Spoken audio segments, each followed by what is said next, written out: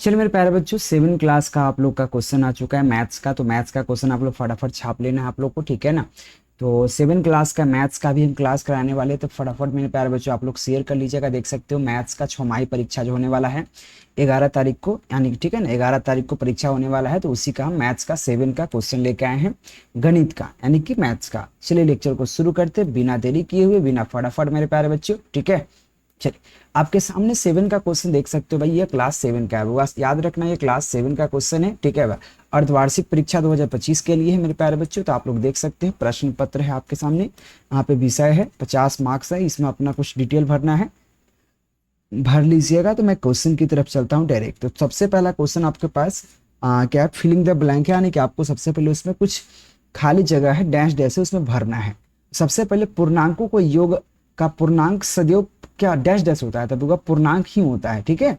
उसके बाद दूसरा का नंबर क्वेश्चन है आंकड़े 2, 4, 6, 8, 10 का माध्य क्या होगा। माध्य ज्ञात करने के लिए सभी को जोड़ दीजिए, सभी को जोड़ दीजिए और कितना अंक है 1 2 3 4 5, 5 अंक है, 5 से भाग दीजिए 6 आ जाएगा, 6 हो गया। उसका ये दोनों को जोड़ने के बाद आपको 13/12 आ जाएगा, ठीक है। भीम का जोड़ आता है ना, आप कर लीजिएगा। समीकरण 3x बराबर 9, तो 3 से ये 9 कट जाएगा, 3 मतलब, इसलिए आपका आंसर 3 हो जाएगा, ठीक है। ये आंसर आपको डायरेक्ट आप डाउनलोड भी कर सकते हैं बुआ, ठीक है, आप डाउनलोड भी कर सकते हैं बुआ, ठीक है ना। चलिए उसके बाद आपको बात करते हैं, एक सरल कोण होता है 180 डिग्री, यानी कि एक ऐसा जो अगर सरल कोण हो तो यहाँ पे जो बना कोण 180 डिग्री होता है। चलिए आपका एक क्वेश्चन के लिए, दूसरा का क्वेश्चन आपके सामने है सही और गलत करने वाला। पहला है एक ऋणात्मक पूर्णांक को दूसरे ऋणात्मक पूर्णांक से भाग देने पर क्या उसका धनात्मक प्राप्त होगा। जी है बिल्कुल। अगर हम यहाँ पे -2 को अगर -5 से भाग देते हैं, ठीक है, तो ये माइनस माइनस कर जाएगा, ठीक है, तो इसलिए आपको धनात्मक प्राप्त हो जाएगा, बिल्कुल ठीक है, तो इसलिए धनात्मक। यहाँ पे क्वेश्चन है आंकड़ों का माध्य हमेशा आंकड़ों के मौजूदा किसी संख्या के बराबर होता है, ऐसा जरूरत नहीं कि ऐसा होगा, गलत है भैया। आपको यहाँ पे x + 7 = 15, तो x का 8, x का वैल्यू 8 है, बिल्कुल 7 प्लस में है, अगर इधर आएगा तो -7 हो जाएगा और 15 में 7 कर देगा 8 आ जाएगा, यानी कि x का वैल्यू बिल्कुल 8 आएगा, सही है। अगर हम यहाँ पे 168 में अगर 168.007 में अगर गुना करेंगे इतना होगा, जी नहीं, यह होगा बेसिकली, यहाँ पे पॉइंट नहीं होना चाहिए, तो गलत है, ठीक है। एक त्रिभुज जिसके दो भुजाओं का मान समान हो उसे समद्विबाहु त्रिभुज कहते हैं, बिल्कुल समद्विबाहु त्रिभुज कहते हैं, सही है, ठीक है। आप चाहो तो इसका आप ये PDF डाउनलोड कर सकते हो, ये PDF आपको हम दे देंगे। कैसे करोगे डाउनलोड, तो आपके पास फोन में गूगल होगा, ठीक है ना। गूगल पे आप KKG क्लासेस सर्च कर लीजिएगा और सर्च कीजिएगा ना, तो सबसे पहले वेबसाइट आएगा, तो उसको ओपन कर लीजिएगा KKG क्लासेस का, और यहाँ पे आइएगा, नीचे आपको आंसर की का ऑप्शन मिलेगा, यहाँ पे इस आंसर पर क्लिक करके ओपन खोल लीजिएगा इसको, फिर बैन कर दीजिएगा। नीचे आइएगा तो आपको सबसे पहले यहाँ पे मिलेगा क्लास 1 से 12 1 to 8 का क्वेश्चन पेपर, इस पर क्लिक करके आप यहाँ से क्वेश्चन आपको डाउनलोड कर सकते हो, ठीक है ना। सब क्लिक किया है, सब डाउनलोड कर सकते हैं। अगर किसी सब्जेक्ट का आपको नहीं दिख रहा होगा तो थोड़ा देर बाद अपलोड कर दिया जाएगा, ठीक है। चलिए मिलान करने वाला क्वेश्चन है कि यहाँ पे पहला नंबर क्वेश्चन है कि -30 भागा अगर 10 से भाग देते हैं तो यहाँ पे -3 प्राप्त होगा, ठीक है ना। अगर 3 गुणे आपको 8/5 है तो इसको गुना कीजिएगा तो 8 3 = 24/7 हो जाएगा, जो ऑप्शन आपको क में दे रखा है। एक कोण जो अपने पूरक कोण के समान हो उसे क्या कहते हैं, 45 डिग्री।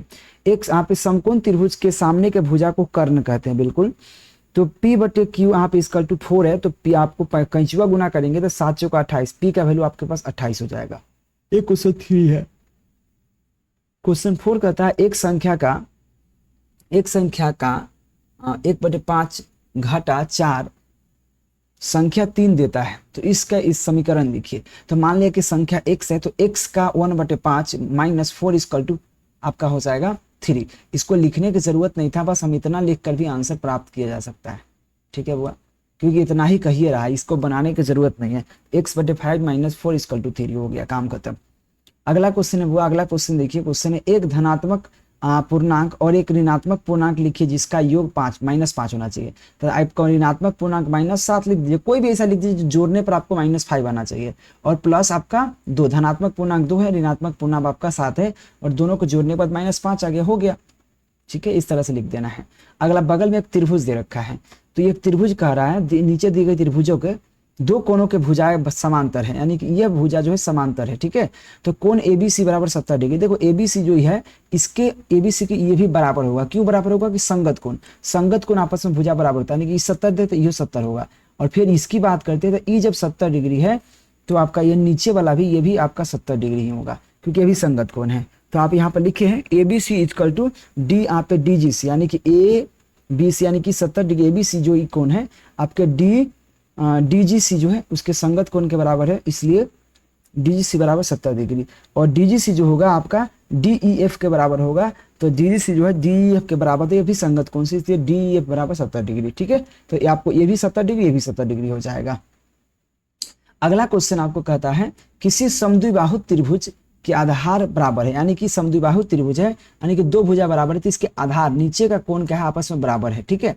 बराबर है तो ऊपर का कोण 40 डिग्री है, तो शीर्ष का कोण 40 डिग्री है, तो नीचे का कोण क्या होगा? मान लिया जाए कि आधार का कोण को x मान लेते हैं, यानी कि हमारा यह x है, क्योंकि दोनों बराबर है, दोनों को हम एक, इसको x मान ली, इसको भी x, ठीक है। तो हम जानते हैं कि तीनों कोण का त्रिभुज का योग कितना होता है? 180 डिग्री, इसलिए आपका 40 प्लस x, क्योंकि आपका ये भी x है, ये भी x है, क्योंकि दोनों बराबर है।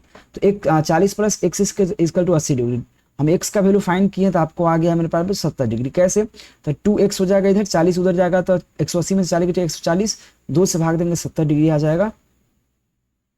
x का वैल्यू 70 आ गया, तो एक 70 ये भी 70 और ऊपर 40 हो गया, तीनों को जोड़िएगा तो 180 आ जाएगा। ये आपका चौथा क्वेश्चन था। पांचवा क्वेश्चन में आपको दो क्वेश्चन देता है, दोनों का दो ऑप्शन देता है। जैसे पहले का क्वेश्चन है पांचवा के पहले का क्वेश्चन में ये वो क्वेश्चन ही है आपका, और एक क्वेश्चन नीचे वाला था, हम नीचे वाला को बना दिए हैं, ठीक है, आसान लगा है मुझे।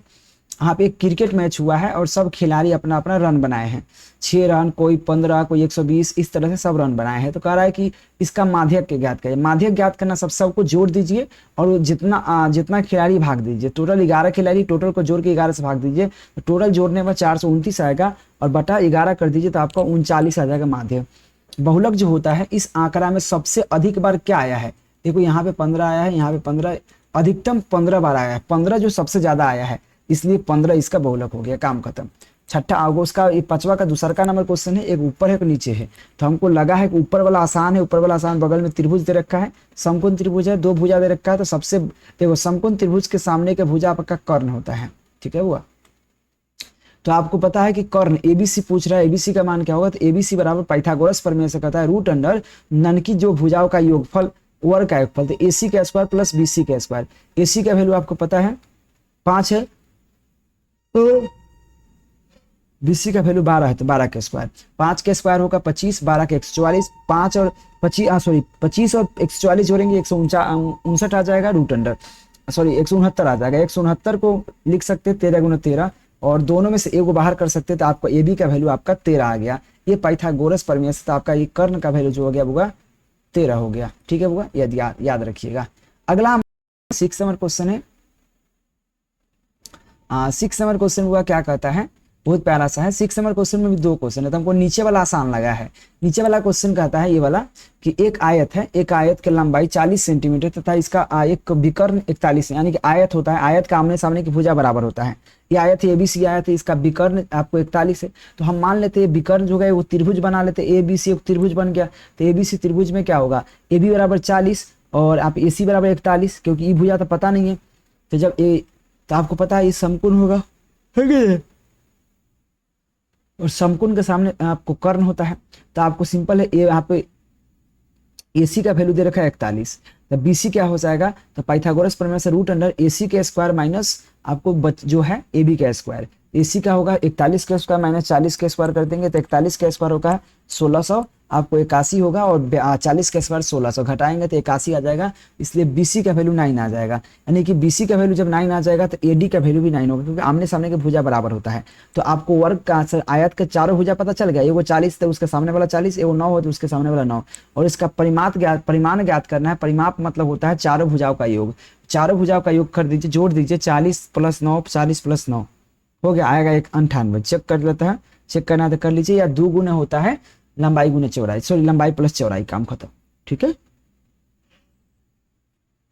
यह आपका था 7 क्लास का मैथ, अभी आपको 6 का हिंदी भी आएगा, सब सब्जेक्ट का आपको एक एक करके सबको मिल जाएगा, निश्चिंत रहे। ठीक है, चैनल सब्सक्राइब कर लीजिएगा और आप लोग एक बार शेयर जरूर कर लीजिएगा, आपको प्यार से हम बताने का, ठीक है भैया, सब्सक्राइब कर लीजिएगा। हाँ थोड़ा सा बफरिंग हो रहा है बार बार।